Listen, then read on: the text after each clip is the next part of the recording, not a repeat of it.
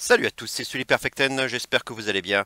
On se retrouve pour la grande review de WWE SummerSlam 2021 qui s'est tenue la nuit dernière. C'était un long pay-per-view quand même, 4 heures, plus le kick-off d'une heure, donc c'était une courte nuit pour ma part. Et en plus, j'ai revu le show cet après-midi en un peu plus accéléré, hein, quand même, faut pas exagérer, mais ce qui m'a permis de voir des choses que je n'avais pas vues en direct, hein, c'est toujours comme ça que je procède, et puis ça m'aide évidemment aussi à faire ma review. Deux précisions importantes hein, par rapport à ma vidéo pronostic, même trois, allez. Déjà, je vous remercie parce que la vidéo pronostic a bien fonctionné, elle a maintenant autour de 170, 180 vues, donc c'est quand même très bien à mon niveau. Donc déjà, je vous remercie pour cela. La deuxième chose, c'est que, alors je l'ai indiqué après en commentaire de ma vidéo pronostic, si vous ne l'avez pas, si vous ne l'avez pas vu, je vous le dis du coup là, je m'étais trompé par rapport au prochain pay-per-view qui ne sera pas Clash of Champions en septembre, mais Extreme Rules. Et c'est quelque chose du coup qui, je voulais vous le dire là parce que par rapport au pronostic, c'est quelque chose qui pouvait éventuellement modifier les pronostics, puisque Extreme Rules, bon bah c'est des matchs à stipulation, donc sans disqualification, etc., etc. Donc, bah tout ça pour dire que bah, dans mes pronostics, j'aurais éventuellement pu changer deux, trois choses si je vous avais dit que c'était bien Extreme Rules, le prochain pay-per-view, et non Clash of Champions. Chose que je n'avais pas en tête à ce moment-là. Donc effectivement, je pensais notamment au Belair Banks qui n'a pas finalement pas eu lieu. Je pensais au Sheamus Priest en particulier, voilà, ce genre de match qui aurait pu se terminer de façon pas très clean pour prolonger la rivalité et faire finir la rivalité dans un match à stipulation à Extreme Rules. Voilà, c'était juste quelque chose que je voulais vous dire, que du coup, mes pronostics auraient éventuellement pu changer, et effectivement, c'est un peu comme ça aussi que j'ai raisonné pour le Belair Banks, où j'ai réfléchi un petit peu plus tard dans la semaine, et jusqu'à la dernière minute, j'ai vraiment tergiversé sur ce match. Bon, finalement, je suis pris la tête pour rien, c'est ça qui est un peu dommage. Et justement, donc la dernière chose dont je voulais vous parler, oui, c'est également, j'avais complètement oublié de vous parler du potentiel report, en tout cas, ou de la potentielle annulation même du match entre Belair et Banks à SummerSlam, puisque je ne vous avais pas indiqué, et c'est vrai que le week-end dernier, il y avait une petite inquiétude, puisque dans les live events qui se sont tenus, hein, si je ne m'abuse, le samedi et dimanche dernier, Belair et Banks étaient annoncés, et puis finalement, elles ont été retirées pour à peu près 10 hein, des circonstances imprévues, et on s'est inquiété un peu pendant la semaine, et bah, on l'a vu dans le dernier SmackDown, on a vu Belair. Bon, c'était déjà une bonne chose, mais on n'a pas vu Banks, donc c'était assez bizarre parce que effectivement voir Belair affronter Carmella et Vega coup sur coup sans voir Banks, je trouvais ça assez étrange comme build-up hein, comme dernier build-up avant le pay-per-view, sans voir Banks. Et la rumeur était toujours présente, comme quoi Banks serait peut-être retiré du pay-per-view. Et justement, on en parlera un peu plus en détail tout à l'heure. Donc effectivement, malheureusement, elle n'a pas pu venir. Voilà donc pour les petites précisions. On va passer tout de suite au kick-off, hein, sans plus attendre, et dans un match qui a été finalement ajouté, et c'est non pas un match qui a été relégué, hein, malgré les 10 matchs qu'il y avait déjà, ils en ont ajouté un, et c'est le Big E contre Corbin, puisque bah, je vous en avais un petit peu parlé, Big E s'est fait voler sa mallette du Money in the Bank la semaine dernière, et lors du dernier SmackDown, rien n'a changé, puisque Big E est intervenu sur Corbin, qui affrontait Owens, et ça a provoqué un DQ. Il a tenté de récupérer la mallette, mais Corbin s'est enfui avec. Donc on n'a pas avancé d'un iota dans cette histoire qui m'inquiétait quand même pas mal. Le match, pas long, pas très long, hein, vraiment pas très long, 6 minutes 33 seulement. Et victoire de Big E, hein, qui n'est pas une surprise. Hein, si le match avait été prévu, avait été annoncé bien avant, j'aurais prédit la même chose. Hein. Big E s'impose avec son big ending, hein, après avoir porté à Corbin son spear suicidaire hein, entre les deux cordes, alors que Corbin avait cherché à s'enfuir justement avec la mallette. Big E, au final, et c'est peut-être ça le plus important à noter, c'est que Big E récupérera finalement sa mallette après le match, hein, ce qui peut être évidemment un élément, en tout cas moi c'est ce que je me suis dit en direct, qui pouvait être important pour la fin du show, hein, avec un cash-in potentiel. Au moins, hein, le vol de mallette n'aura pas duré longtemps, hein, puisque ça m'inquiétait. Il aura surtout servi à alimenter un peu hein, la storyline de Corbin, hein, qui est au fond du trou et qui tente tout pour se renflouer. Et du coup, ça me convient bien davantage d'aller dans cette direction que s'ils avaient été encore plus loin avec la mallette, hein, qui aurait été peut-être remise en jeu entre Corbin et Biggie, peut-être à Extreme Rules, avec un match à échelle, un truc comme ça. Je suis content qu'ils ne le fassent pas, du moins. A priori, non, hein, j'espère pas. Je vais avoir faire un match comme le Miz et Otis l'an dernier, où c'était parti complètement en couille avec la mallette. Hein. Bref, voilà. En ce qui concerne la notation du match, 2 étoiles et demie. Hein, j'ai mis une petite moyenne, rien de spécial. Match vraiment, on va dire niveau weekly, ni bon ni mauvais. Je suis quand même intrigué par ce qu'il pourrait faire de Corbin. Hein. Peut-être une équipe assez improbable avec Kevin Owens, hein, qu'on a vu beaucoup ensemble ces derniers temps, afin de trouver peut-être des challengers. Plutôt face donc, en tout cas en termes d'alignement, pour faire face aux Usos. Hein. Bon voilà, je spoil déjà le résultat, mais de toute façon, le résultat des Usos, vous devez déjà le savoir. Allez, on va passer tout de suite à la carte principale, avec un choix d'opener que j'aurais fait personnellement, c'est le Edge Styles et Omos contre RK-Bro pour les titres par équipe d'Euro. C'était pour moi le bon choix. J'aurais fait la même chose et j'aurais parié même sur ce match. La durée du match, bah, c'est pas bien long non plus par rapport au match de kick-off. Hein, on est dans les mêmes eaux. 7 minutes 05 seulement. Ça n'a pas traîné. Et victoire de RK-Bro avec un RKO d'Orton sur Edge Styles. Bah, du coup, c'est Edge qui prend le pin. Ce qui me paraissait logique. Hein, je voyais pas Omos pouvoir se prendre ce pin puisqu'il est intouchable. Déjà il prend même pas de bump, il tombe même pas. C'est un tronc d'arbre le mec, donc pour faire le pin sur lui ça allait être compliqué, donc ça ne pouvait être KJ. Et donc oui, j'avais pronostiqué RK-Bro, fallait surfer sur l'overness apparente hein, de RK-Bro, c'était maintenant ou jamais. Il fallait forcément faire le pin donc sur EJ comme je vous disais, et en mettant ce match en opener, ça permettait en plus de d'avoir un feel good moment d'entrée de jeu. Ce qui me paraissait donc être un choix judicieux. Le match, il est vraiment court donc.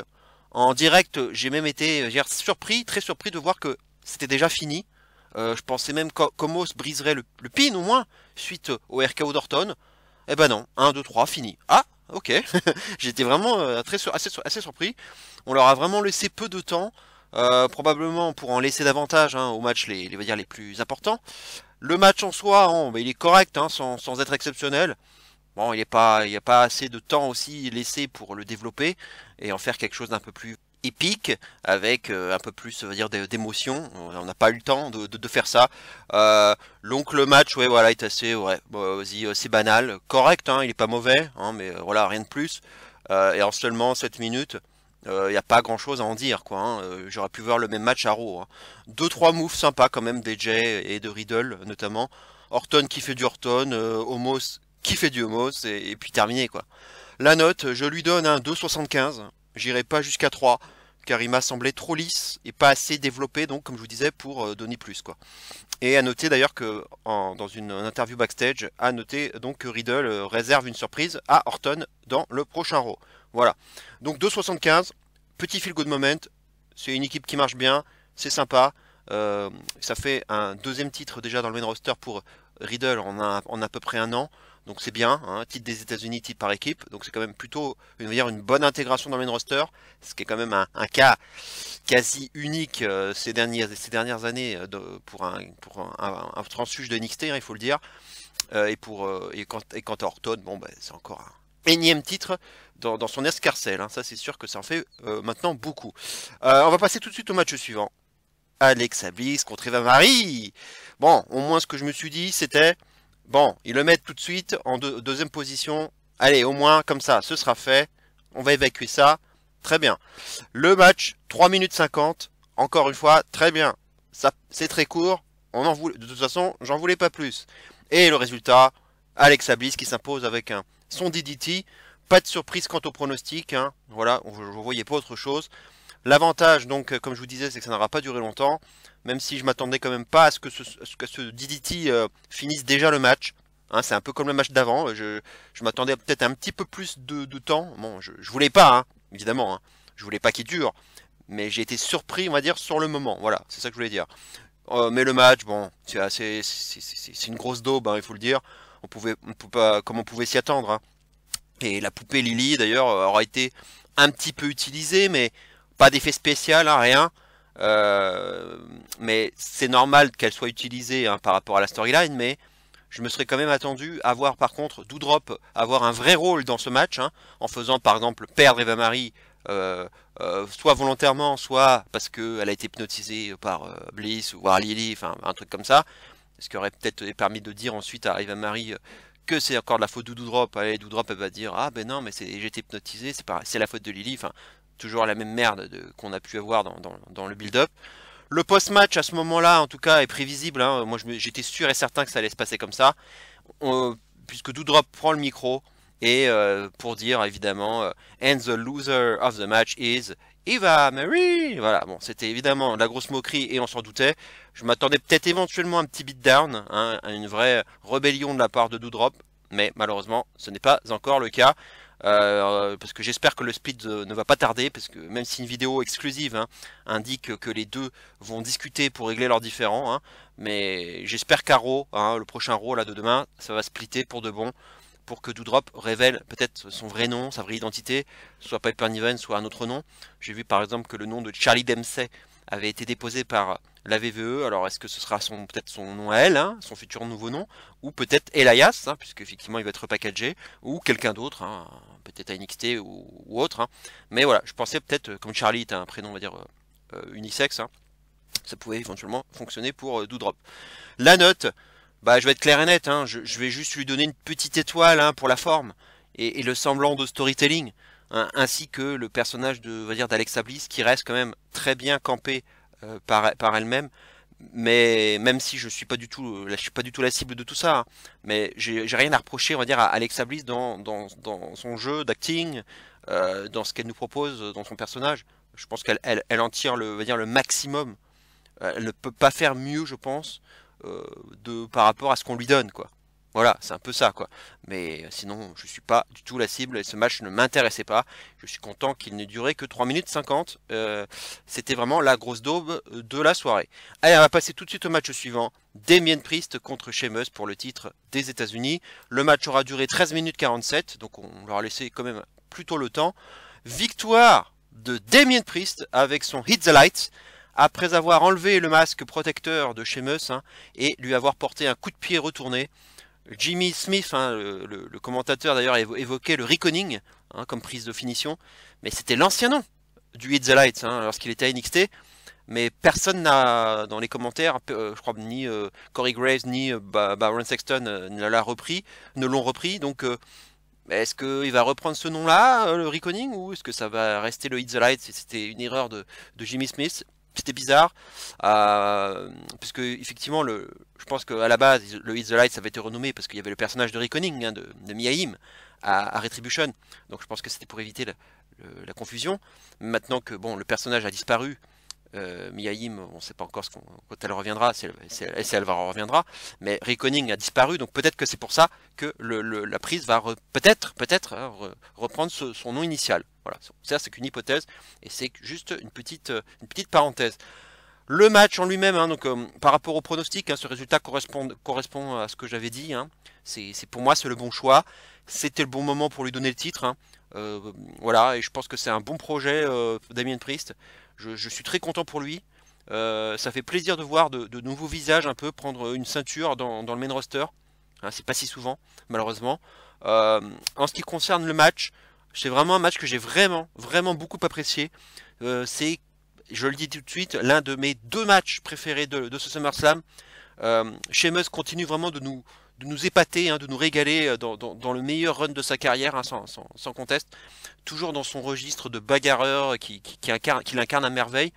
Priest apporte son style plus aérien, hein, avec son jeu de jambes hein, qui est particulièrement efficace, notamment avec son très beau coup de pied retourné, là, son coup de pied circulaire qu'il avait porté de la 3e corde, qui était vraiment très beau, notamment au ralenti.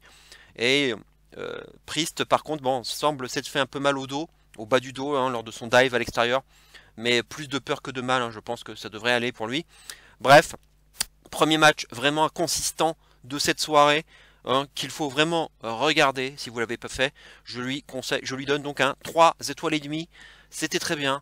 J'espère vraiment que, en tout cas, que Damien Priest fera un beau run de champion US et qu'il percera dans le main roster, car je crois parce que je crois beaucoup en lui, et même s'il a déjà, voilà, il a pas loin de 40 ans, hein, c'est pas, il est plus tout jeune, mais voilà, maintenant il est lancé, et ça a été vraiment, la mise en route a été vraiment longue, hein, et laborieuse, avec ce Miz et Morrison qui tournaient autour de lui. C'était beaucoup trop long, ça a beaucoup trop traîné.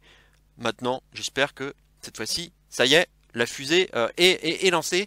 Sheamus, voilà, il faut quand même le féliciter. Enfin, il est pas mort, hein, bien sûr. Il a fait alors son règne de champion US, il est assez terne, hein, il faut le dire, parce qu'il a fait beaucoup de choses, genre des refus de combat, hein, où il a beaucoup agi en heal, hein, en attaquant ses adversaires avant le match, hein, notamment les Cario, Ricochet, voilà, ce genre de choses. Donc c'est un peu dommage pour son règne, alors que il avait quand même récupéré ce titre à WrestleMania contre Riddle dans un super match en plus.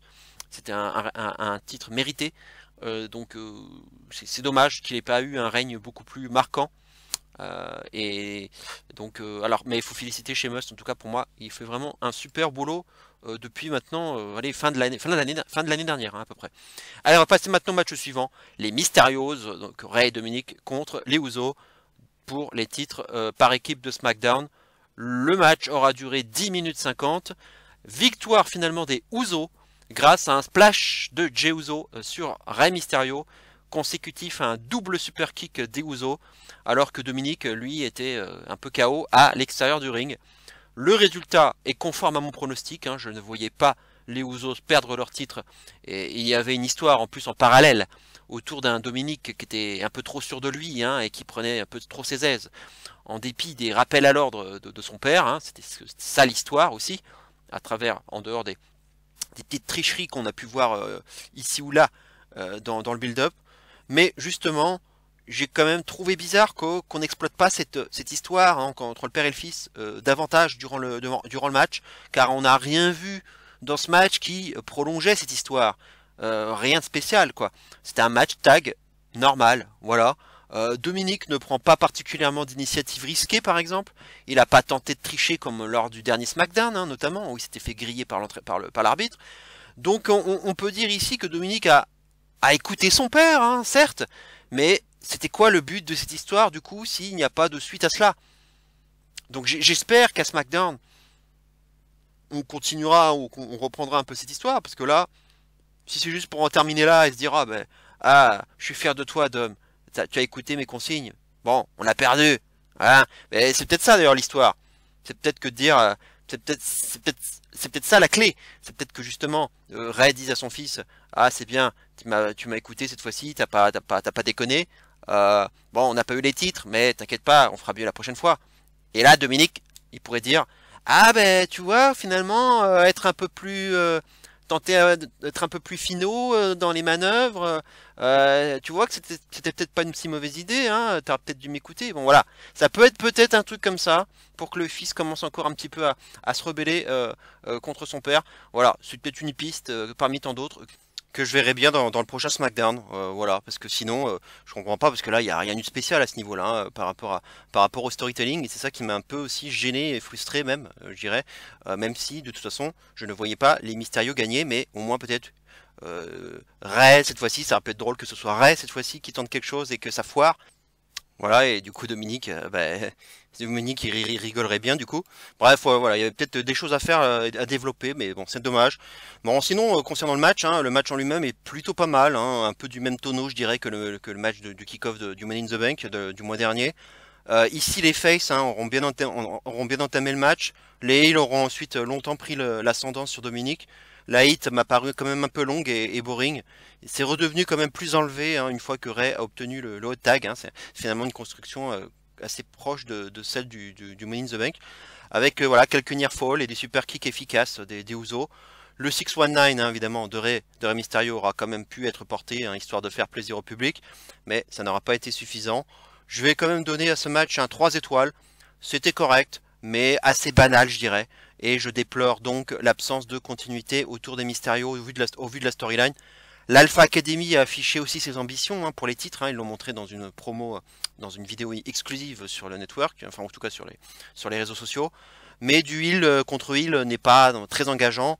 Donc à voir si les Street Profits leur passeront devant ou pas, malgré la défaite de Montesfort contre Otis la semaine dernière, ou enfin cette semaine, ou si une équipe surprise fera surface comme peut-être Kevin Owens et Corbin, comme je vous l'évoquais tout à l'heure en début de vidéo, quoi. On verra bien. Match suivant, le match qui pour moi est le tournant de ce SummerSlam, Sasha Banks contre Bianca Belair, ou du moins, comme vous pouvez le voir, Sasha Lynch contre Bianca Belair. Alors pourquoi je dis tout ça? Bah oui, vous avez dû le voir, c'est vrai que c'est assez étonnant ce qui s'est passé, puisque l'annonceur d'entrée dit que Banks est unable to compete, donc elle n'est pas cleared, elle ne peut pas catcher. Donc toujours par rapport à cette inquiétude qu'on a eue durant toute la semaine dernière, enfin toute cette semaine plus le week-end dernier, on nous annonce qu'à la place, c'est Carmella qui va affronter Belair. Donc là-dessus, je me suis dit, putain, non, encore? C'est pas vrai, ça fait 10 fois. J'étais énervé, j'en pouvais plus. Et bon, il y a quand même... c'était peut-être tellement gros, c'était peut-être fait exprès justement pour nous refaire rager, pour que derrière, il y ait quand même, voilà, cet écran de fumée, et qu'on ait là, le thème de Becky Lynch qui retentit, la pop, évidemment, c'était un retour qui était quand même très attendu depuis un bon moment. On voit tout de suite le visage quand même de Belair qui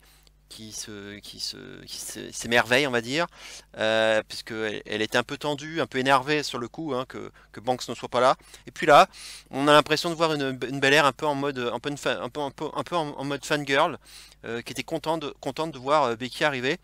Elle se disait que c'était peut-être un peu son messie à elle, parce que elle n'avait pas l'air de vouloir affronter Carmella. Donc sur ce, on pouvait se dire, c'est peut-être un triple threat match. Eh ben non, Becky se pose face à sa Belair, elle se retourne et elle attaque directement Carmella, elle la dégage, mais alors vraiment comme une merde, elle la balance à l'extérieur, elle l'envoie contre les escaliers, et puis là, terminé pour Carmella, Becky remonte sur le ring, donc elle montre à Belair qu'elle a envie de l'affronter, elle lui dit, voilà, on pourrait peut-être se la mettre là, devant tout le monde, pour le titre féminin de SmackDown, et Belair, finalement, elle accepte le défi. Et donc le match commence.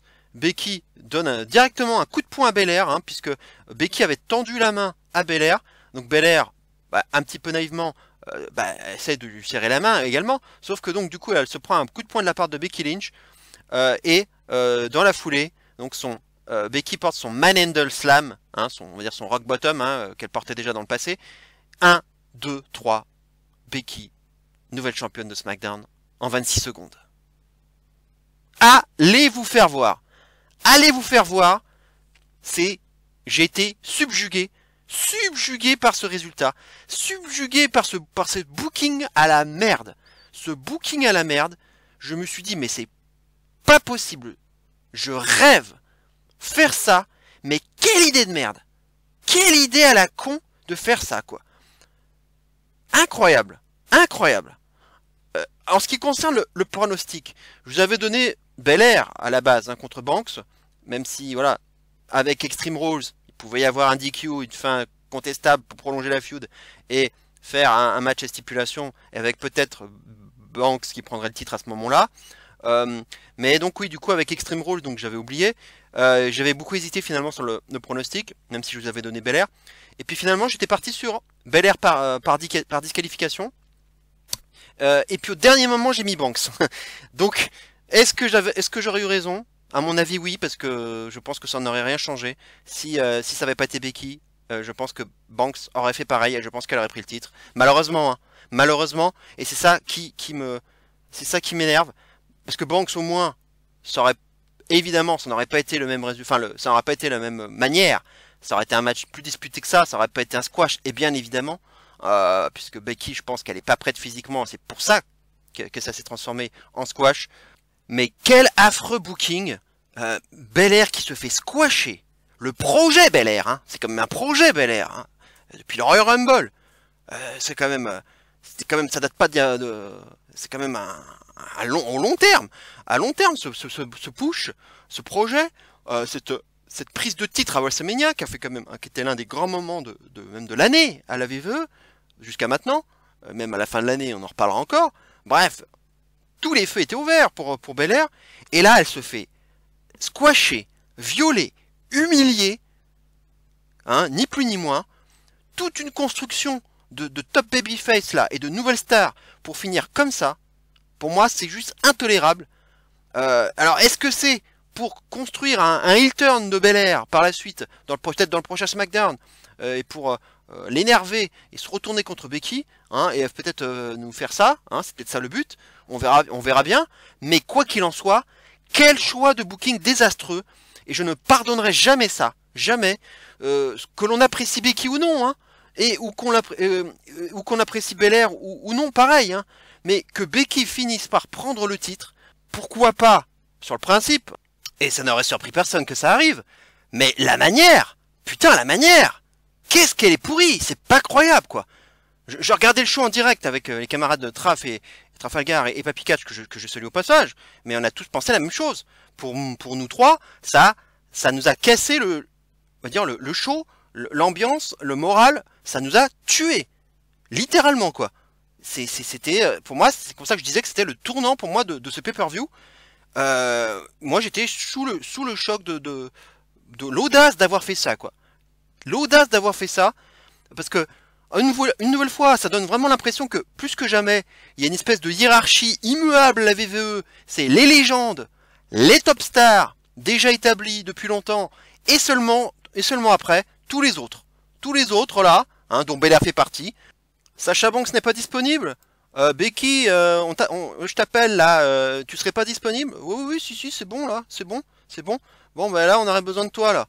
Et ben voilà, Becky disponible, et hop, ça passe au-dessus de la pile, parce qu'elle a le statut de star, elle a le statut For Horsewomen, et les 4 For Horsewomen, on sait très bien, elles sont au-dessus du lot, hein, elles trustent les titres, donc Belair, elle peut pas lutter face à ça. Voilà, donc là on a besoin de quelqu'un pour prendre ton titre, un Belair, hein, désolé. Et là, Becky est là. Heureusement qu'il y a Becky, hein, parce que là, sans Banks, on était dans la merde, hein. Et ben voilà, hein, puisque Bayley est blessé évidemment. Bref, mais c'est incroyable. Moi, je suis sur le cul de ce que j'ai vu. Le projet Belair, en plus, il était quand même bien en place. Que l'on aime ou la catcheuse ou pas. La fille, elle a quand même plusieurs pubs aux États-Unis. Enfin, je l'ai vu là encore à SmackDown. Elle en avait deux différentes.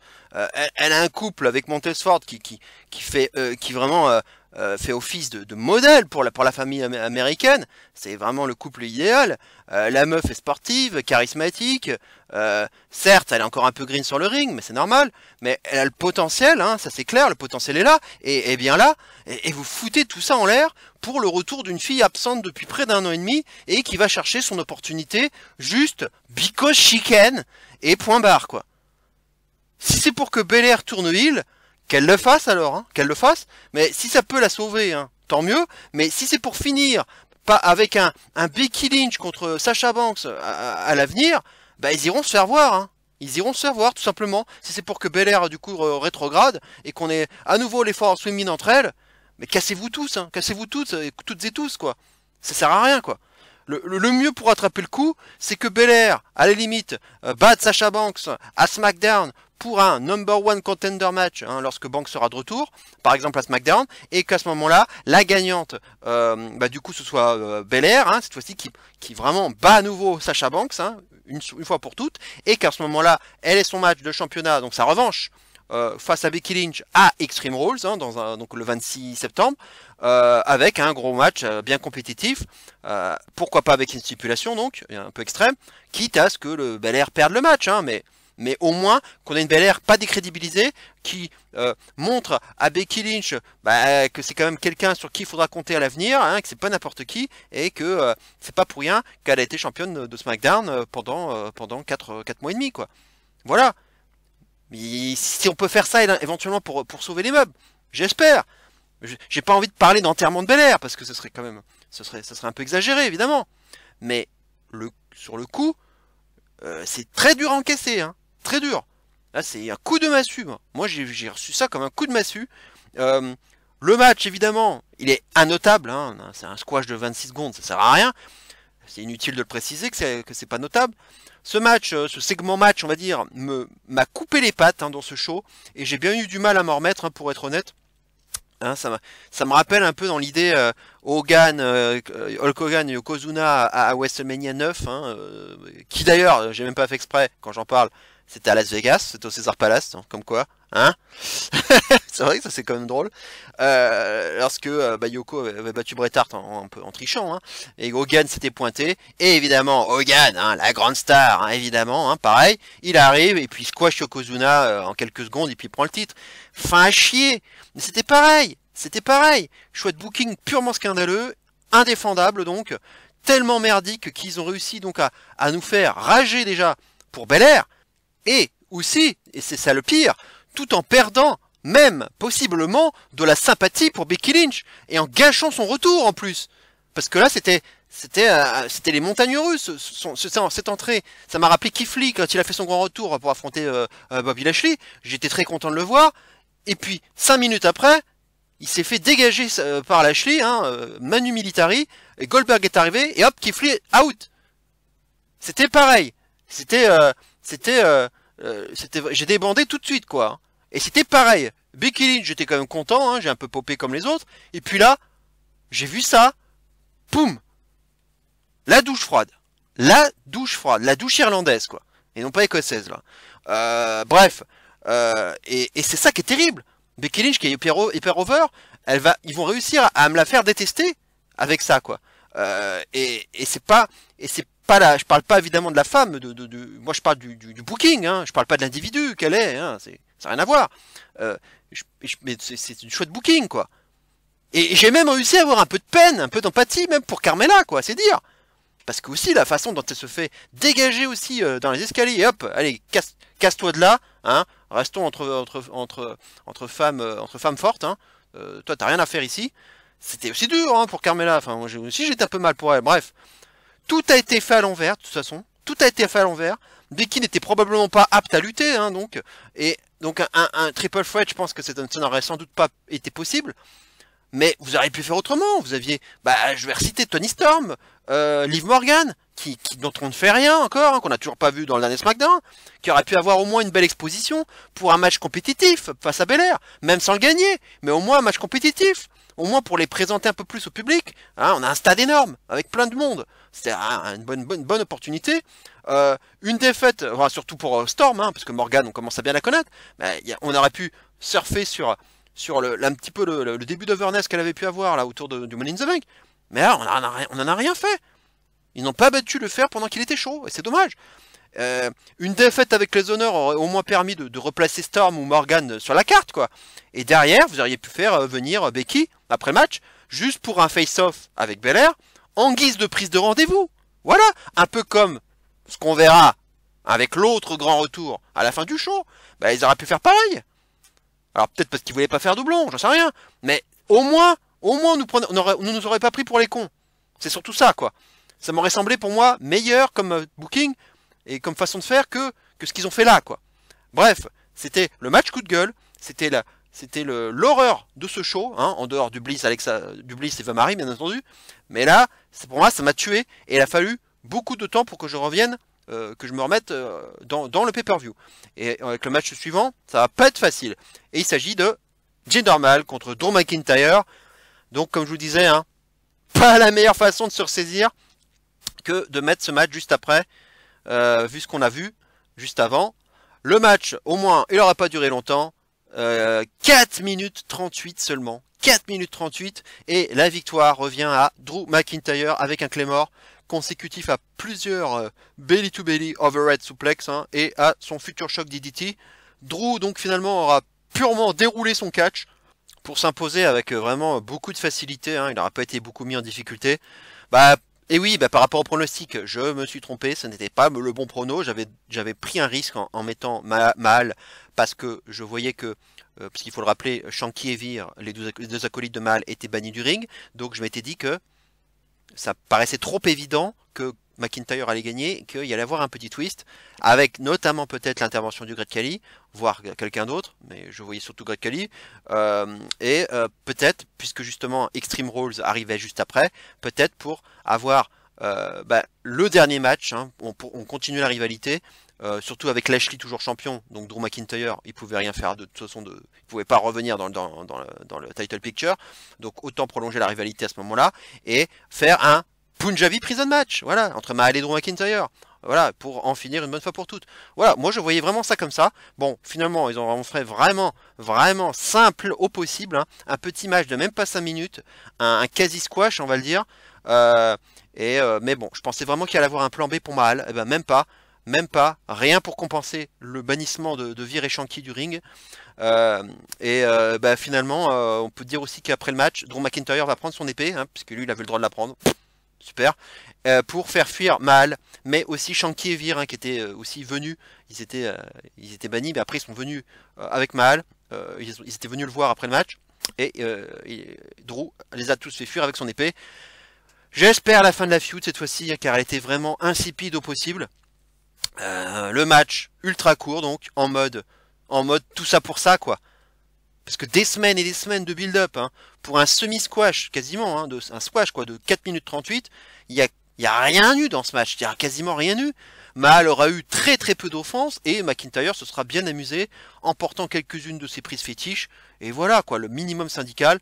Le match était très lisse, je ne donnerai que 2 étoiles, voilà, un petit 2 étoiles pour ce match qui est ultra anecdotique, et vraiment typique weekly, et c'était un match dont on aurait largement pu se dispenser.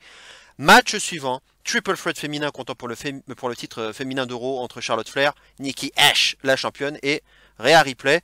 Le match aura duré 13 minutes 05, et au final, victoire de Charlotte Flair sur un figure 8, porté donc sur Nikki Ash, qui va finalement abandonner après avoir un petit peu tenté de résister. Bah voilà, donc par rapport au pronostic, hein, j'avais beaucoup hésité entre Flair et Nikki, hein, ça devait se jouer entre les deux, hein, puisque je ne voyais pas du tout Ripley gagner. Et j'avais finalement opté pour Nikki dans mon pronostic, hein, car son règne était pour moi encore trop frais. Mais finalement, c'est bien Flair qui aura gagné, et même Nikki qui aura d'ailleurs essuyé la défaite. J'aurais peut-être plus vu Ripley. Bon, au moins Ripley est protégé, ça c'est la bonne chose, hein, c'est déjà ça. Mais ça donne quand même l'impression que le cash-in, c'est ce que je disais dans ma vidéo prono, c'est qu'en cas de défaite de Nikki, et ce qui est le cas maintenant, bah du coup ça donne l'impression que le cash-in, au bout de 24 heures, aura servi à rien, quoi. Et que la mallette aura encore été foutue à la poubelle. Parce que si c'est pour nous faire un cash-in bâclé 24 heures après pour avoir un règne d'un mois, eh ben ça sert à rien, quoi. On a l'impression qu'ils ont voulu tenter quelque chose. On peut toujours tenter quelque chose, c'est bien. Voilà, des initiatives à la VVE, moi j'en prends, hein. Voilà, ils ont tenté avec ce nouveau personnage, mais bon, je pense que voilà, qui est une idée une pure idée de Nikki. Elle voulait faire ça, tant mieux pour elle, mais pas pour le titre suprême. Pour moi, c'était de la merde. C'est pour ça que pour moi déjà, l'erreur, c'était à la base, c'était de lui avoir donné la mallette. Voilà, pour moi, c'était ça, tout simplement. Ils ont voulu le faire, et ben voilà, ils ont testé, ils en ont déjà ras le cul. C'est vrai que le personnage, il faut le dire, hein, comme je vous le disais dans ma vidéo prono. Ouais, bah, les foules sont pas à cran sur elle, hein. On le voit, hein. Les entrées sont pas, elle prend pas de pop, hein. Elle prend pas de pop de ouf, hein. On l'a encore vu à SummerSlam, hein. Ripley, comparé à Rhea Ripley, elle a beaucoup plus je trouve, de popularité. Elle déclenche beaucoup plus de réactions que Nikki Ash, hein. Ça c'est sûr, hein. Il y a juste à écouter et à regarder, hein. Bref, ils ont tenté ça, mais pour moi c'était déjà une erreur de casting, et à nouveau une mallette foutue à la poubelle. Allez, encore une fois, alors que vous aviez toute une année pour construire ça. Et voilà, et c'est déjà terminé. Bref, ça m'énerve aussi, même si, voilà, je vous le disais, pour moi, elle n'a pas le bon costume pour être championne, mais au moins, lui donner un mois de règne supplémentaire, voilà, jusqu'à Extreme Rules, ça coûtait quoi? Ça coûtait rien. Et ça aurait au moins fait honneur à un minimum, hein, je dis bien un minimum, à la mallette, hein, et ça aurait au moins donné un peu plus l'impression que la mallette lui a donné un peu d'utilité, et qu'elle aurait pu avoir un règne quand même décent, on va dire, de 2 mois. Là, c'était trop court, quoi. C'était trop court. Avec des build-up en plus, le build-up qui a conduit à SummerSlam était vraiment pas terrible. Bref, et ça permet encore à Flair de grossir son palmarès aussi, hein, bien évidemment, avec 2 titres quand même, hein, il faut le dire. 2 titres glanés, hein, 2 titres de championne d'Euro glanés sur les 2 derniers pay-per-view. Ça, c'est qu'il faut quand même le faire, avec un cash-in donc entre les deux. Mais ses règnes sont souvent assez courts, c'est ça le problème. Donc du coup, c'est artificiel son palmarès, quoi. Ça permet juste d'étoffer le palmarès très vite, quoi. Un peu à la façon des New Day, quoi. Voilà. Si c'est pour avoir que des règnes courts, le perdre, leur gagner, le perdre, leur gagner, évidemment, ça va vite, hein. Voilà. Et c'est ça, Flair. Donc c'est encore elle qui se prend sa petite victoire. Peut-être que ce qu'on a vu d'ailleurs, donc je vous le disais un peu dans ma vidéo prono, ce qu'on a vu avec Nia Jax, hein, voire avec Shayna Baszler qu'on a vu aussi en coulisses, ce qu'on a vu à Raw avec Flair Flair, Jax et Baszler peut-être, sera une graine plantée pour la suite, maintenant que Charlotte est championne. Mais toutes ces filles là, elles sont heal, donc ça va être difficile de s'investir, hein, à moins d'un face turn à venir. Peut-être de Nia Jax, ça va être un peu bizarre, ou de voir de Baszler, ça sera encore plus bizarre, mais on a l'impression que quelque chose va se passer autour de ça, pour Extreme Rules notamment. Sinon l'évaluation du match, je l'ai trouvé plutôt pas mal le match dans sa proposition globale. Il y a eu du rythme, pas mal de prises tentées, des prises de risque comme ce joli corkscrew moonsault, hein, de Flair à l'extérieur, hein, ce petit toupie là, moonsault avec une toupie, avec une vrille, c'était plutôt joliment fait. Mais j'ai trouvé quand même que Flair était, comme souvent, hein, omniprésente dans ce match, quoi. J'avais l'impression de ne voir qu'elle à peu près tout le temps. Il y a eu quelques imprécisions aussi dans ce match, hein. Les moves n'étaient pas tous parfaits, mais dans l'intention, on va dire que ce match a plutôt livré une bonne partition. Je vais donner un 3,25, un 3 étoiles 25 à ce match. C'était quand même finalement l'un de mes 3 matchs préférés de la soirée, hein, c'est pas mal. L'inconvénient de ce match, hein, quand même, c'est que après la prise de titre scandaleuse, hein, de Becky Lynch, c'est encore l'une des 4 Horsewomen qui vient se récupérer sa petite ceinture. Le palmarès, hein, de ces 4 filles, hein, va être vraiment insolent à ce rythme. J'ai quand même un goût amer, hein, qui ressort de ce match. J'ai plutôt bien aimé le match, mais c'est vrai que j'étais assez énervé quand même quand j'ai vu Flair encore prendre la ceinture, parce que dans le choix à nouveau de la gagnante, quoi, qui est encore un choix de facilité, le choix de la valeur sûre, comme s'il n'y avait pas d'autres filles qui pouvaient en faire autant, hein. Becky et Flair championne en même temps, je garde tout de même un goût amer à ce moment-là du show. Allez, on va passer tout de suite au match suivant. Edge contre Seth Rollins, match assez attendu. Très sympa, hein, déjà la double entrée de Edge, d'abord en mode Brood, avant de passer en mode normal, hein, avec Alter Bridge, Metalingus évidemment, puisque effectivement on l'a vu à SmackDown, il y a eu une petite allusion au The Brood, hein, son ancien clan, hein, on va dire à ses débuts, à l'époque de l'ère Attitude, hein, et avec ce liquide noir, hein, le Bloodbath, qui s'est répandu sur Rollins. Tout ça pour dire que Edge allait retrouver son côté sombre durant ce match, hein. C'était pour ça qu'on a entendu la musique de The Brood, hein, la lumière rougeâtre arrivait pendant que Rollins parlait.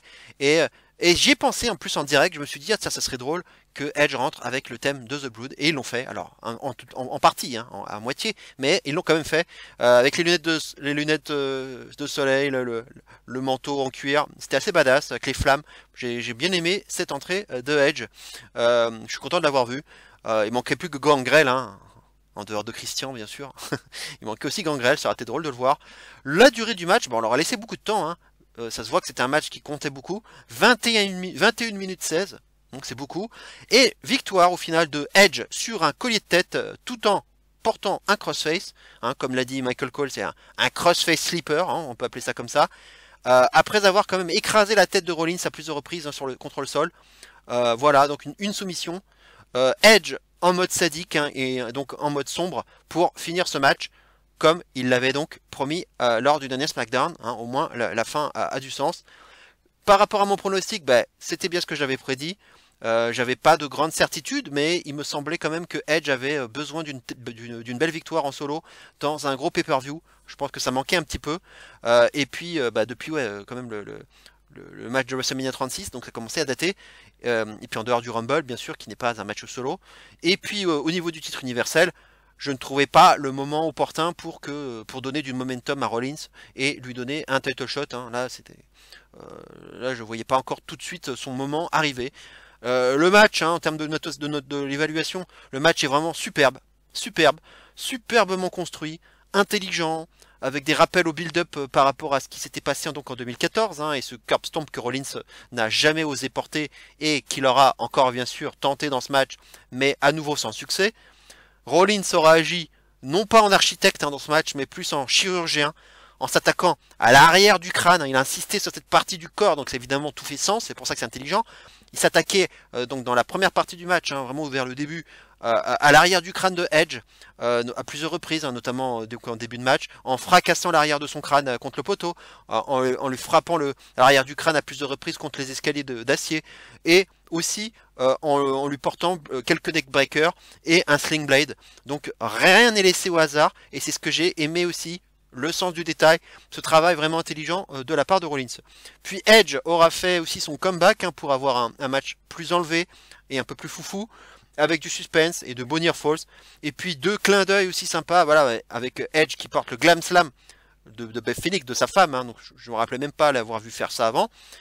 Évidemment, bon, le spear, la tentative de spear de Edge contrée par un pedigree par Rollins, hein, le fameux pedigree évidemment, petit clin d'œil à Triple H. Et puis on sait que quand Rollins a été heel il y a quelques années, aussi, la fameuse J&J Security, etc. Voilà, c'était aussi un peu l'héritier de Triple H, enfin c'était un peu le protégé de Triple H, et il lui avait pris son finisher, il lui avait pris le pedigree. Donc là, il l'a reporté en faisant le même contre, hein, en contrant le spear. Il avait exactement fait le même contre face à Roman Reigns, hein, Rollins, il y a quelques temps aussi, il faut s'en souvenir.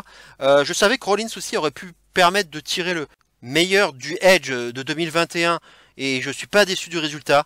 Vraiment un très beau match que j'ai beaucoup apprécié, et c'est carrément mon match préféré de ce SummerSlam. Je lui ai donné une très bonne note, je lui ai donné un 4 étoiles 25, 4 un quart, car il était vraiment complet dans sa proposition globale. L'un des meilleurs matchs de 2021 dans le main roster, à mon sens, hein, je le dis carrément. Pour moi, il va rentrer dans les tops, enfin il pourrait en tout cas être candidat pour entrer au moins dans le top 10. Hein. Match suivant, Goldberg contre Bobby Lashley pour le titre de la WWE. La durée du match, 7 minutes 12. Une durée quand même bien longue, hein, pour un match de Goldberg, hein, mine de rien. Et le résultat, Lashley s'impose. Non pas avec un hardlock, non pas avec un spear, mais par arrêt de l'arbitre, puisque Goldberg vendait sa jambe gauche blessée, hein, puisqu'il avait pris de façon un peu sournoise un coup de canne de la part de MVP, donc sur sa jambe gauche, et du coup Goldberg était incapable de se relever, hein, il n'y arrivait plus. C'était drôle aussi de voir le selling un peu à retardement de Goldberg, hein, lorsqu'il a pris le coup de canne de MVP. Hein. Il avait pris le coup de canne et puis juste après, 2-3 secondes après, oh ça y est, oh oui merde j'ai mal, c'est vrai, merde, j'avais oublié. En tout cas, après le match, hein, Lashley n'en restera pas là avec 7 coups de chaise, hein, j'ai compté, sur la jambe de Goldberg après le match. Donc preuve de plus d'ailleurs que c'était bien un work à la jambe, hein, parce que c'est vrai que j'ai eu un léger doute, mais bon, ça sentait quand même bien le work, hein, surtout qu'il avait quand même mal vendu le coup de canne. Et en direct, hein, d'ailleurs, je me suis dit à ce moment-là, mais où est Gage, le fils de Goldberg, parce qu'on l'avait vu tout le temps dans le build-up, bah, on allait forcément le voir, c'est pas possible. Où il est? Là, il se fait détruire par Lashley, là, les coups de chaise qui pleuvent. Où est Gage? Qu'est-ce qui branle? On le voyait pas ringside en plus, parce que d'habitude on le voyait ringside, quoi, notamment Arrow. Enfin, Arrow, oui, on le voyait. Et puis là, non. Et puis bon, finalement arrivé plus tard, hein, après la guerre, hein, il a mis beaucoup de temps à arriver, hein, je trouvais qu'il était en retard, pour se jeter sur Lashley, mais Lashley lui portera aussi à Gage, donc son Heartlock à son tour. Le public pop alors d'ailleurs, par sadisme, hein, quand même. Le public était quand même plus derrière Lashley que Goldberg, hein, on l'a bien senti durant ce match, et le post-match l'a aussi confirmé, donc avec cette intervention à la Desesperado de la part de Gage. Hein. Mais franchement, mais qui a le droit de faire ça à un enfant, quoi? Qui a le droit? C'est quand même incroyable. MVP va repousser alors Lashley quand même pour dire attends, ça reste un enfant, pour ne pas en rajouter. Il y a un certain flottement à ce moment-là, et il y a MVP qui prend le micro et qui dit que en aucune façon Lashley pouvait savoir qu'il s'agissait du fils de Goldberg et que ça aurait pu être n'importe qui. MVP va finir par dire par annoncer que Lashley donc est toujours champion de la WWE. Goldberg vient alors voir bien sûr son fils et menace Lashley de le tuer. Voilà, donc une étrange fin de match et un étrange post-match aussi qui annonce peut-être même probablement une suite, et non la fin de la feud comme on aurait pu le croire. D'autant que Goldberg n'a jamais encaissé le Hurt dans ce match, et va peut-être finir par le prendre un jour, et il aura fini très protégé dans le finish, hein, qui plus est. Maintenant, j'ai eu une idée en me réveillant aujourd'hui, je me suis dit, tiens, j'ai eu une petite illumination, alors ça veut rien dire, hein, bien entendu, mais je me suis demandé si ce post-match, cette attaque sur le fils, donc sur Gage Goldberg, sur le fils de Goldberg, n'était pas faite pour, déjà, énerver Goldberg, bien entendu, hein, et lui donner une envie de vengeance exacerbée, hein, c'est ce qu'on a pu voir d'ailleurs juste après, hein, puisqu'il lui dit je vais te tuer. Et donc, une fois ça obtenu, donc ce qui était le cas, avoir le lendemain, donc demain à Monday Night Raw, un autre segment avec Lashley, Goldberg, voilà, encore face à face, et là évidemment un Goldberg vindicatif, qui va foncer sur Lashley, hein, évidemment. Alors tout ça, je le dis dans l'hypothèse où Goldberg irait mieux, hein, où sa jambe serait en tout cas en bon état. Rien n'est moins sûr, hein, attention, peut-être que du coup ma théorie va complètement tomber à l'eau parce que Goldberg ne sera pas en état, hein, par rapport à sa jambe. Mais allez, admettons que ça aille bien.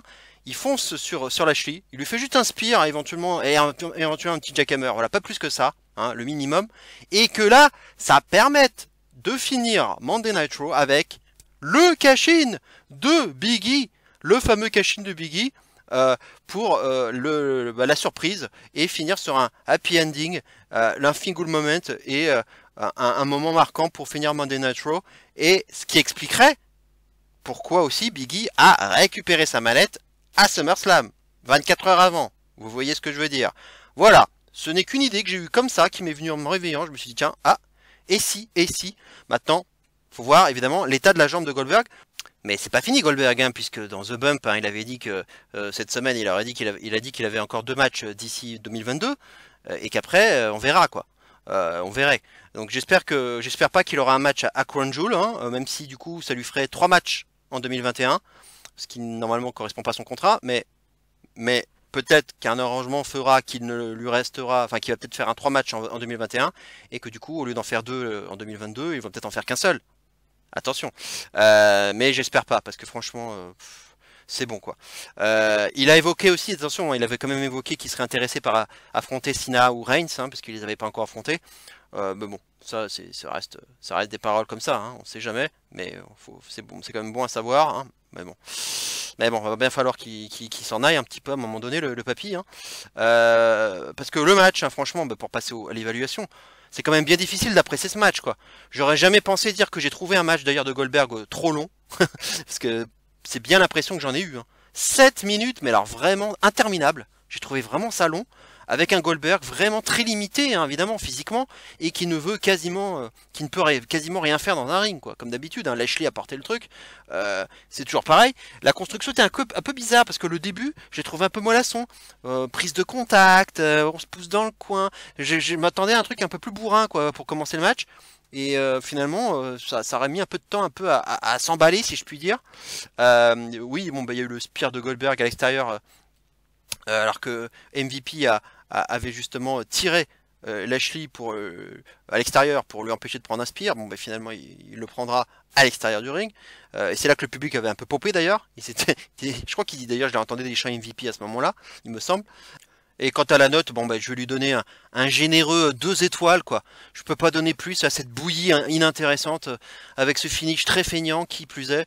Ils veulent le protéger, mais justement, j'ai peur de ce qu'ils veulent en faire, en fait. C'est ça. Prolonger ça me fait peur. Un match de plus contre un rematch, ça me fait peur. J'espère que c'est pas pour avoir un steel cage match à Crown Jewel avec MVP qui sera du coup qui pourra pas intervenir, et ce qui explique pourquoi justement il y a eu ce coup de canne de la part de MVP. J'ai un peu peur, mais peut-être qu'ils vont le faire à Extreme Rules, hein, puisque Extreme Rules justement c'est extrême.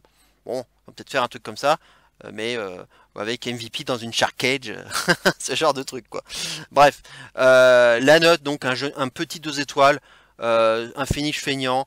Et j'espère de tout cœur qu'il n'y aura pas de rematch, donc, et que ça servira, c'est ce que j'espère au moins, que ça servira juste d'angle à Raw demain pour que Big E cash in et rien d'autre. mais peut-être que je suis un peu naïf. Allez, on va tout de suite passer au main event, hein, qui n'était pas une surprise. Roman Reigns contre John Cena pour le Blue Universal Championship. Et ils ont rajouté une stipulation, alors là c'était assez étonnant. La fin du dernier SmackDown, Reigns a élevé un peu les enjeux, il a un peu épicé tout ça en disant, bah là si je ressors pas champion de SummerSlam, eh ben je quitte la WWE. Voilà, tout simplement. Donc là ça a un peu étonné tout le monde. Donc là-dessus, c'était presque un spoiler, hein, de se dire, bon bah il va jamais perdre, c'est sûr. Déjà que le suspense n'était pas non plus vraiment au rendez-vous, mais alors là, en ajoutant cette stipulation, c'est même pas la peine. Hein. À noter un joli t-shirt, un hommage à Super Mario Bros 3 de la part de Cena. Je l'ai tout de suite reconnu parce que j'ai le jeu chez moi et c'est un jeu auquel j'avais eu la chance de jouer avant sa sortie en France parce que j'y avais joué aux États-Unis, donc j'avais parfaitement en tête cette fameuse jaquette jaune, hein, et donc ça m'a fait drôle de le voir sur son t-shirt. La durée, ça aurait été le match le plus long de la soirée, hein, 23 minutes 01. Pour moi non plus, c'est pas une surprise que ce soit le match le plus long, hein, de toute façon c'est souvent le cas avec Roman Reigns. Le résultat, victoire de Roman Reigns avec un spear consécutif à 2 Superman Punch. Victoire assez tranquillou, hein, dans l'emballage final, hein. C'est un peu comme McIntyre, il a placé ses petits moves, il s'est placé, il a fait son finisher, 1, 2, 3, tranquille. Ça a été voilà, assez clair et net la victoire de Reigns. C'est évidemment donc mon pronostic, hein, ça paraissait évident, et puis d'autant que Balor attendait toujours son heure, probablement pour Extreme Rules je pense.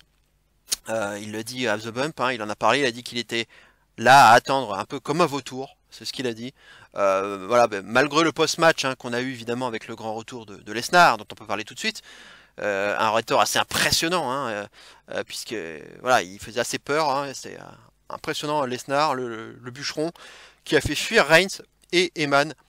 En termes de build-up, hein, ça s'écrira tout seul, hein, évidemment, avec un Heyman qui est un peu l'élément central entre Reigns et Lesnar. Je verrai plus Lesnar-Reigns quand même à Crown Jewel au mois d'octobre, une fois que Balor aura affronté et donc perdu contre Roman Reigns à Extreme Rules. Je pense que ce sera ça d'abord. Ça donne donc peu d'espoir, hein, de toute façon à Balor de gagner si le match face à Reigns avait bien lieu. Déjà que le suspense était déjà très limité, hein. Alors là, avec Lesnar qui est arrivé, hein, c'est même pas la peine. Bref, une fin de show en Star Power avec Lesnar, mais pas un nom très frais, hein, on va dire, loin de là. Hein, c'est toujours les mêmes, encore et encore. C'est ça, la VVE de Vince, de toute façon. Hein. À noter que Lesnar, après le show, aura défoncé Cena, hein, à base de German Suplex. Hein, on a vu des vidéos circuler sur les réseaux sociaux, des petites vidéos amateurs. Donc Cena qui se fait démonter par Lesnar à base de German Suplex et aussi avec un F5. D'ailleurs, Cena se sera vite éclipsé, hein, du ring avant l'arrivée de Lesnar. Hein. Ça fait quand même bizarre, hein, ça fait drôle de voir Cena aussi vite oublié après tout le build-up qu'il y a eu. Le 1, 2, 3, le Cena qui promettait d'avoir son 17e titre, etc. etc. On aura déjà vite oublié tout ça dès la fin du match, quoi. Ça a été vite évacué, quoi. C'est ça qui est drôle, quoi. Quant à l'évaluation du match, comme souvent avec Reigns, hein, j'ai envie de dire, la mise en jambe est laborieuse. Hein, il faut aimer. C'est plus du storytelling. On construit les choses vraiment façon diesel, on va dire. On y va crescendo. On prend bien son temps. On raconte d'abord l'histoire. On pose les bases, notamment avec Cena qui multiplie les roll-up, hein, d'entrée de jeu, hein, comme il l'avait promis durant tout le build-up, hein, avec ses 1, 2, 3. Hein, une erreur. Attention, une erreur. 1, 2, 3. Voilà, il avait dit tout ça un peu. J'ai peu aimé, hein, cette partie d'ailleurs, car je me suis un peu ennuyé à ce moment-là. Donc c'est toujours pareil, hein, moi quand c'est lent comme ça, les parties lentes de Reigns, moi ça m'ennuie. C'était mou. Et surtout j'ai vu un Cena, je trouve que je l'ai vu trop dans la comédie, et pas assez en mode serious business, quoi, comme quelqu'un qui avait vraiment envie d'aller chercher son 17e titre, qui est quand même un titre historique. Il aurait dépassé Ric Flair, donc c'est quand même pas rien, quoi. De gagner ce titre, et je l'ai pas trouvé assez sérieux dans ce qu'il a proposé, en tout cas dans cette première partie. Beaucoup d'acting exagéré de sa part, beaucoup de sourires, c'est pas ça que j'ai envie de voir de la part d'un challenger dans un match de championnat. Donc en revanche, hein, passé ces 10 premières minutes, hein, maintenant qu'on a passé cette partie un peu laborieuse, un peu molle, un peu ennuyeuse, j'ai davantage apprécié le match. Quand on a voulu nous donner une dose de suspense à base de near fall bien senti, avec quelques gros spots, hein, les multiples double A de Cena, hein, les attitude adjustment, hein, d'abord un sur le ring, un sur la table des commentateurs, pour contrer Reigns, et un super double A même de la, je crois que c'est la deuxième corde, hein, depuis le coin du ring, et la descente de la cuisse de Cena qui est contrée en powerbomb par Reigns, hein, un move qu'on l'avait déjà vu, hein, notamment avec Batista dans le passé, mais voilà, c'est un classique de Cena. Le public qui réagissait quand même plutôt bien à tous ces spots, hein, et à tous les near fall, ce qui aidait quand même aussi à l'appréciation du match.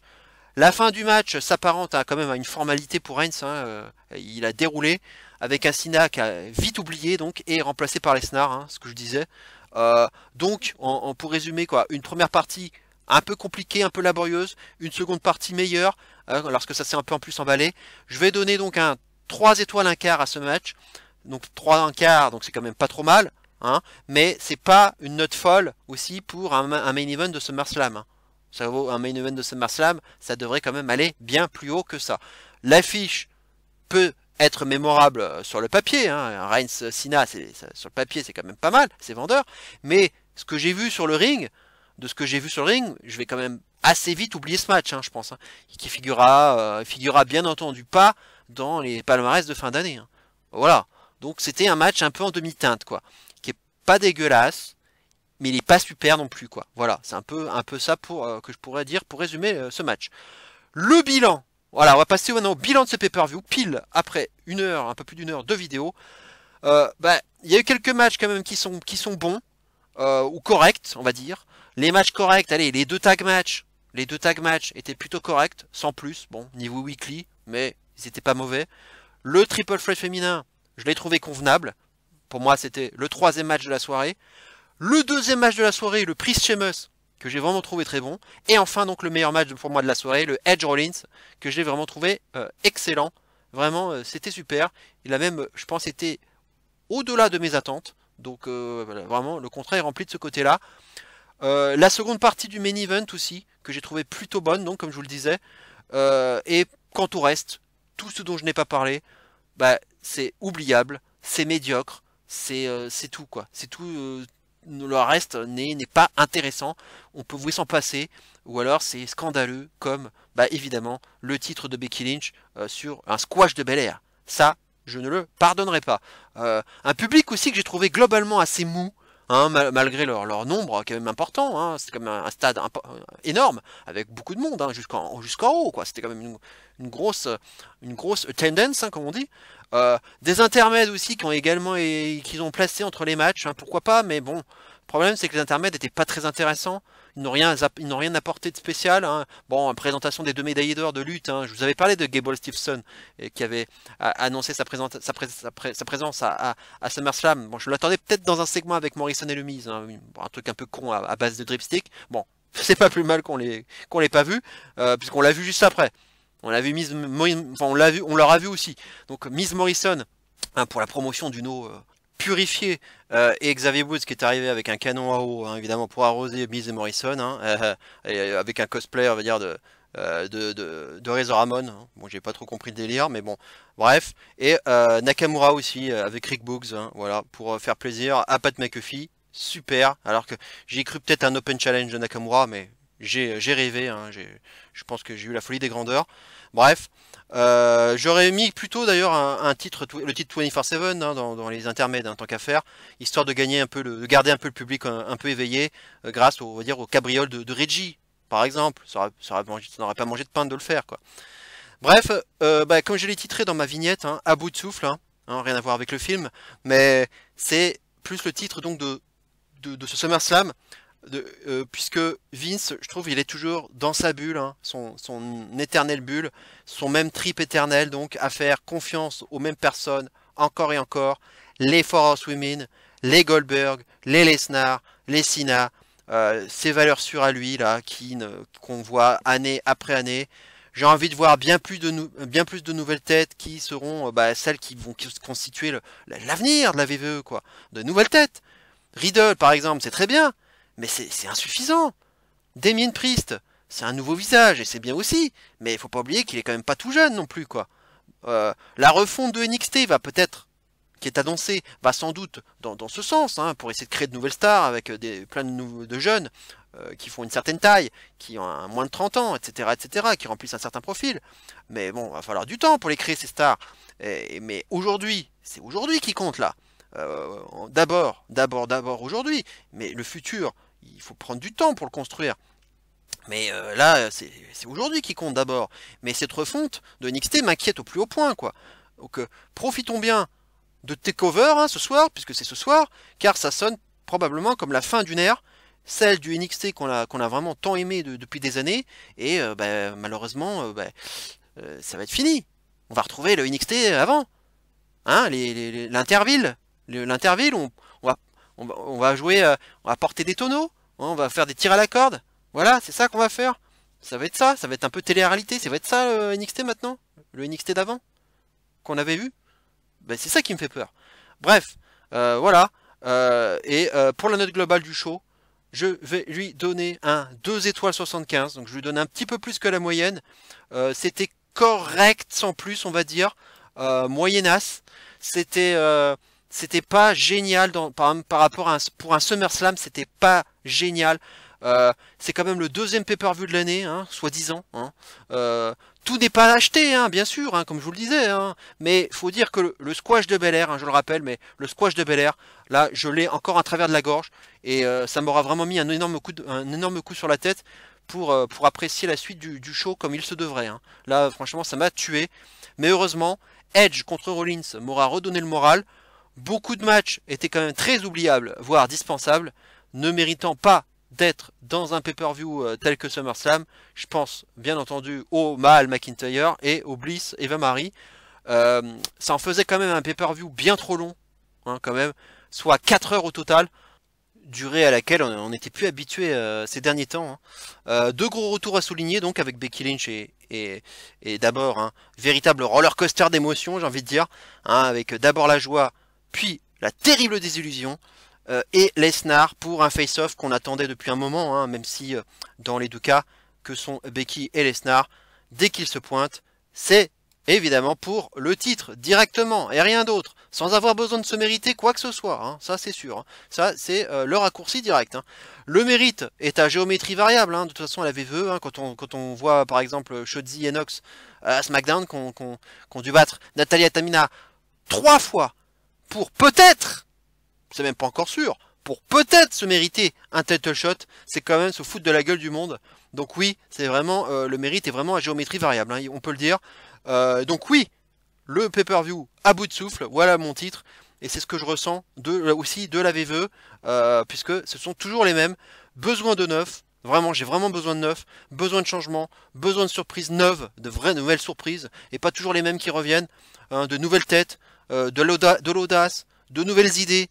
Hein, il y a quand même tant à faire et je ne peux pas croire qu'on ne puisse pas proposer mieux avec un tel roster.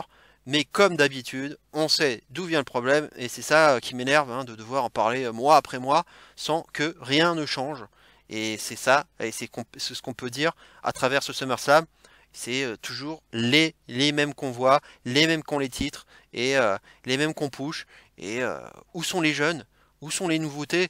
Où sont les nouvelles stars de la WWE? Que feront comment ils vont-ils faire quand Cena sera complètement retraité, Goldberg ne pourra vraiment plus marcher, quand Lesnar, pareil, prendra sa retraite ou qu'il sera trop vieux. À un moment donné, il faut renouveler. Et vous n'avez pas pris de l'avance. Vous n'avez rien préparé. C'est ça le problème. On continue aveuglément à mettre ces mêmes personnes en valeur. Je sais, c'est vendeur, je sais, c'est ça qui met les culs sur les chaises et sûrement derrière les télés, mais et dans les stades. Mais putain de bordel, il n'y a pas que. Vous n'allez pas vous appuyer toujours sur les mêmes. Merde, il n'y a pas 4 filles, il n'y a pas que 4 filles, il n'y a pas que les 4 House Women, merde. Bel Air, c'était quand même un vrai projet, il y avait quand même il y a un gros potentiel à exploiter. Merde. Il y en a là, et Tony Storm qui vient d'arriver, mais montrez-la, Liv Morgan, montrez-la, Rhea Ripley, j'espère qu'on va vite la revoir aussi en valeur, hein, parce que là elle fait des bons matchs en ce moment, donc j'espère que c'est pas fini pour elle, j'ai un peu peur, mais bon, on verra bien, mais montrez-nous là des nouveaux visages, NXT, bon bah là il va peut-être se passer des choses, voilà. On verra peut-être Dakota Kai dans les jours à venir, ou voir Raquel, mais ça j'y crois un peu moins, pas tout de suite. Mais il y a des nouveaux visages à montrer, voilà. Shotzi et Nox, elles forment une équipe, elles vont peut-être pouvoir un jour aussi être en solo. Shotzi, moi, je crois que je pense qu'il y a quelque chose à faire aussi dans le main roster. Bon bref, voilà. Les filles, il faut bien en sortir des nouvelles. Il n'y a pas que les Force Women. Voilà, bon, je vais pas me répéter, mais voilà ce que je voulais dire pour conclure ce review. Voilà, je vous remercie beaucoup de l'avoir écouté en tout cas. J'espère que vous l'écouterez jusqu'au bout. Je vous remercie pour votre fidélité comme d'habitude et je vous serai reconnaissant de bien vouloir liker la vidéo et de vous abonner à ma chaîne si vous ne l'avez pas encore fait, mais surtout de liker, c'est très important pour la visibilité, hein. Le like c'est gratuit et c'est rapide. Je salue tout le monde, hein, tous ceux que je cite habituellement, je le ferai pas, hein, pour pas perdre trop de temps dans la vidéo, hein, mais ce sont toujours les mêmes. N'hésitez pas aussi à commenter la vidéo pour vous dire ce que vous avez pensé du show. Est-ce que vous êtes plus généreux que moi ou même plus dur peut-être que moi dans l'évaluation générale de ce show, hein, évidemment chacun son avis, hein, c'est toujours pareil. J'ai quand même hâte de voir Takeover parce que ce sera sûrement un meilleur show et il va y avoir sûrement des très bons matchs et puis c'est un show qui est beaucoup plus court et donc ça fait aussi plaisir et ça va me faire du bien de le voir. Voilà, en tout cas on se retrouve très bientôt pour une prochaine vidéo, hein. On va parler d'Extreme Rules vers la fin du mois de septembre, hein, dans un bon petit mois. Voilà, portez-vous bien, belle fin d'été à tous, et d'ici là, bien entendu, n'oubliez surtout pas, et plus que jamais, vive le catch, et zéro miedo! Ciao à tous.